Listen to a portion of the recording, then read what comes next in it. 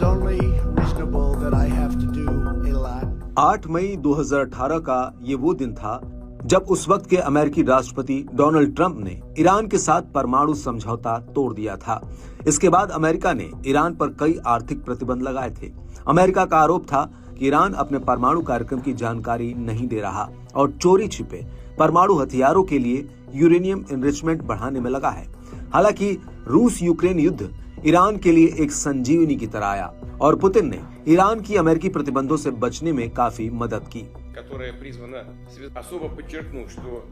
लेकिन अब एक बार फिर से ट्रंप व्हाइट हाउस में राष्ट्रपति के तौर पर लौट रहे हैं और ऐसे में ट्रंप के सामने ईरान के परमाणु कार्यक्रम पर रोक लगाना एक बहुत बड़ी चुनौती होगी, क्योंकि अमेरिका के लाख जतन के बावजूद ईरान ने ये साबित कर दिया कि अमेरिका चाहे जो भी कर ले, लेकिन वो ईरान को परमाणु हथियार बनाने से नहीं रोक सकता। हालांकि ईरानी सरकार का कहना है कि उसका परमाणु कार्यक्रम शांतिपूर्ण उद्देश्यों के लिए है, लेकिन ट्रंप को लेकर कहा जा रहा है कि राष्ट्रपति बनने से पहले ही ट्रंप ने ईरान के परमाणु ठिकानों पर हमले की पटकथा लिख दी थी, क्योंकि ट्रंप के परमाणु समझौता तोड़ने के बाद ईरान ने अपना परमाणु कार्यक्रम तेजी से आगे बढ़ा दिया था और अब ईरान को परमाणु हथियार तक पहुंचने से रोकने के लिए अमेरिका ईरान के परमाणु ठिकानों पर हमला कर सकता है। वो इसलिए क्योंकि ट्रंप के कई सलाहकारों ने ये बात मान ली है कि ईरान के आगे अब आर्थिक प्रतिबंध पूरी तरह से बेअसर है। ऐसे में ट्रंप के सामने सिर्फ सैन्य विकल्प बचा हुआ है। वहीं नवंबर 2024 में इजराइल के रणनीतिक मामलों के मंत्री रॉन डर्मर ने मार ए लागो में ट्रंप से मुलाकात की थी और इस मीटिंग के बाद डर्मर ने कहा था कि ऐसी प्रबल संभावना है कि ट्रंप इजराइल द्वारा ईरान के परमाणु ठिकानों पर हमले का समर्थन करेंगे या फिर वो अमेरिकी सेना को सीधे ईरानी परमाणु अड्डों पर हमले का आदेश देंगे, क्योंकि इजराइल बड़ी ही गंभीरता से ईरान के परमाणु ठिकानों पर हमला करने पर विचार कर रहा है। आपको बता दें कि इस संबंध में डर्मर से 2 सूत्रों ने मुलाकात की थी, जिन्होंने ये जानकारी न्यूज एजेंसी एक्सियो को दी है।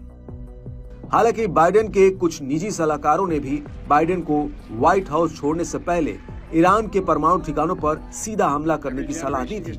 इन सलाहकारों ने बाइडेन से कहा था कि इजराइल युद्ध की वजह से ईरान और उसके सहयोगी संगठन काफी कमजोर पड़ गए हैं। ऐसे में उसके परमाणु ठिकानों पर वार करने का सबसे सही वक्त ये है।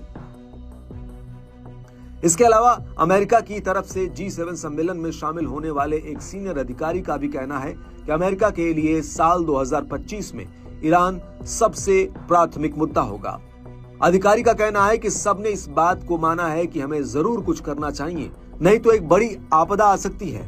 क्योंकि ईरान ने अपना यूरेनियम एनरिचमेंट प्योरिटी लेवल 60% तक बढ़ा दिया है और उसे परमाणु हथियार बनाने के लिए 30% यूरेनियम एनरिचमेंट की और जरूरत है।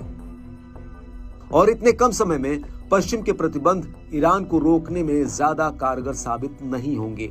वहीं दूसरी तरफ ईरान के साथ फ्रांस, जर्मनी और ब्रिटेन जैसे देश अभी भी परमाणु समझौते में हैं और ये समझौता अक्टूबर 2025 में खत्म होगा। और ऐसे में इन तीनों यूरोपीय देशों के पास भी ईरान पर आर्थिक प्रतिबंध लगाने का ज्यादा वक्त भी नहीं है